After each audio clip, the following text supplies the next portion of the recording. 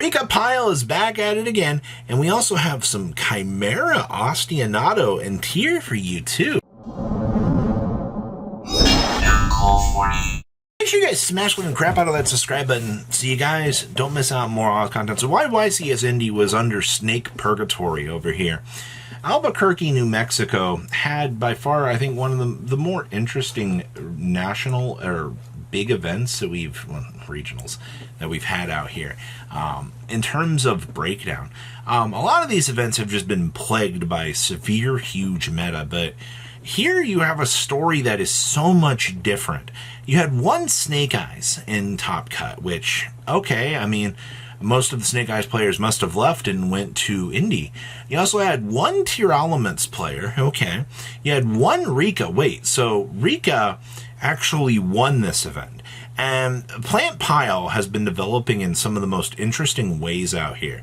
Obviously, you know, you've got all these different engines melding together now for as many extender jump-off points as you can actually get.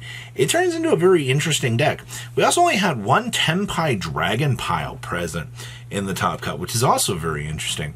And then, of course, we had Salamangreat. Okay, Salad, I'm telling you, this deck is back, and people are just underestimating. If you are not ready for what Salad brings to the table for the fire meta, okay.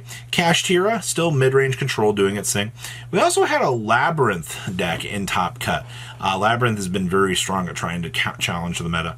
And I think one of the more interesting things out of this event was we actually had a Chimera build with Ostinato. Now, this is just more free options to climb on up through the fusion aspects and the ability to turbo out an Appaloosa so you can sit on it for some protection. It also gives you access to Exceed the Pendulum as well.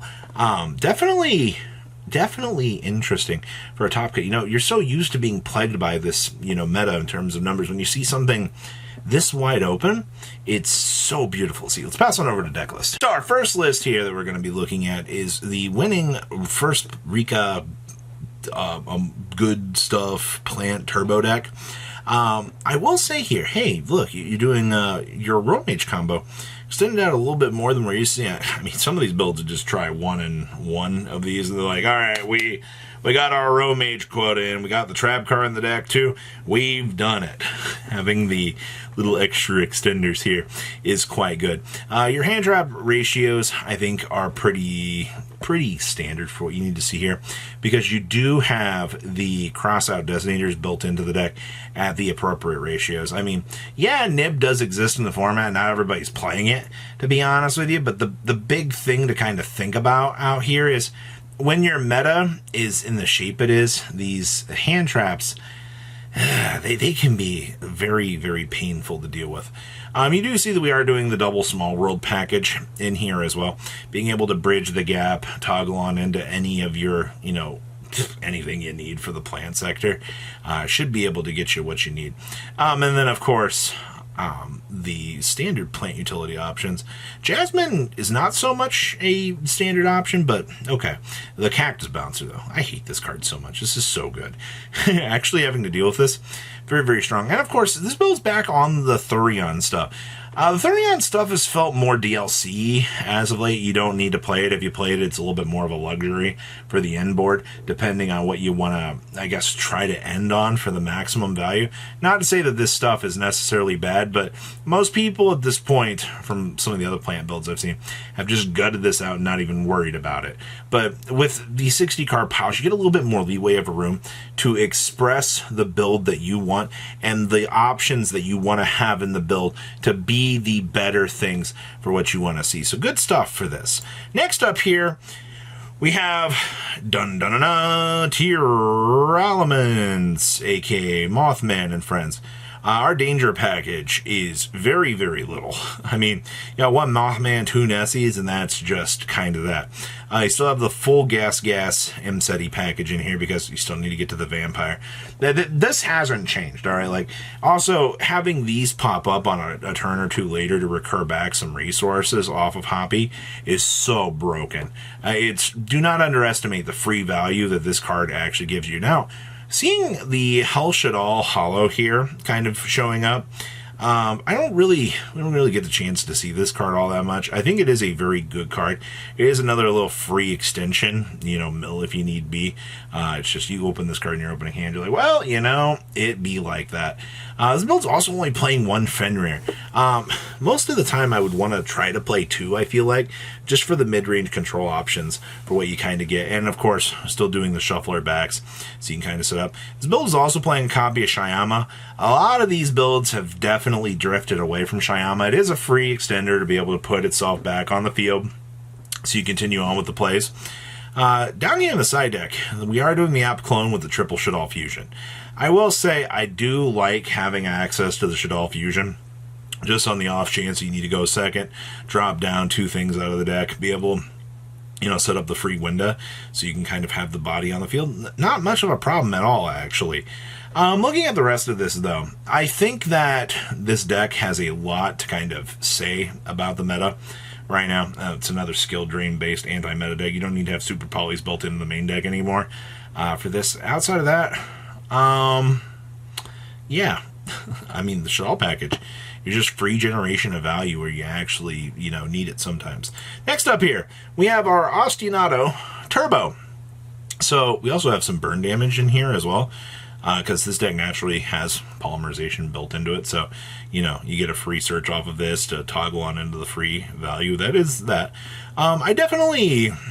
This wasn't on my bingo sheet. I'm going to be honest with you.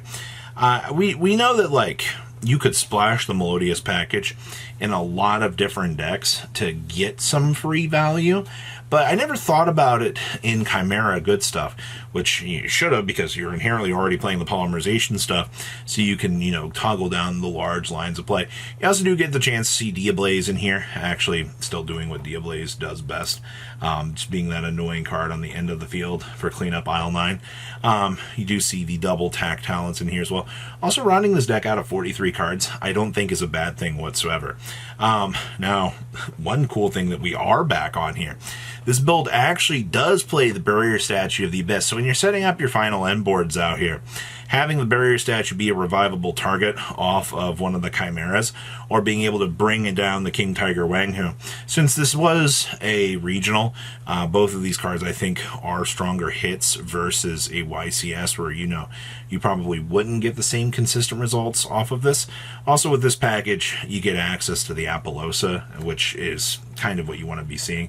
The very strong generation and power of these boards is where you get a lot of what you want to see. Plus, Apprentice, free extender, get this garbage out of there to extend on up, and you're still doing the Edge Imp package to get the free polymerization. Outside of that, good stuff. I'm happy to see that Chimera has found another way to kind of evolve itself in the course of the meta. It's not had a good time this meta, but hey, your entire deck is just fuse. That's not a problem whatsoever. All right, no locks here. All right, just free value. And our last list here is Tenpai Dragon. Gas. I am still happy to report that Magna Hut has continued to stick around out here as a very strong card for this deck. Now, you're also going to notice we're doing 2 Fenrirs and 1 Ray Sloth. I guess the logic here is, you can activate this, maybe have this beta hand trap along the way. You don't have to, you get Ash, you're like, okay, sure, mission accomplished, we've done it, and then you can go ahead and do full, combo off of this and not really worry about anything. I think that's kind of worth it. This build also is main decking Cosmic Cyclones. You also have the Droplets built in here, and of course, the Harpy's Feather Duster. And we have the Unending Nightmares in here as well. Okay, well, having this be that control option for you to clear off fields, once again, don't underestimate this card. All right, the fact that you get so many uses out of this, 1,000 life points can be a little bit of an inconvenience, but let's call it what it is. You want this card to be able to clean up those big stupid runic fields continuously, and the Unending Nightmare gives you that huge opportunity. Cosmic Cyclone can do it better, but there's just so many troublesome cards in the game, especially a deck like this. Okay, so you went first, you had to get in the Unending Nightmare. We can start cleaning up every single floodgate that you need to, no problem. Still citing the Crossout Detonators, we still have the free Beam in Quackimera Draco. Our Kaiju of choice is the Santa Claus, and of course, more standard hand traps for what you want to be seeing. Nothing really too crazy here, but that wraps up our New Mexico regional breakdown. What do you guys think? Please comment down below what you guys think, and I'll see your beautiful faces back here later in the day, guys. Peace out. Patrons, thank you.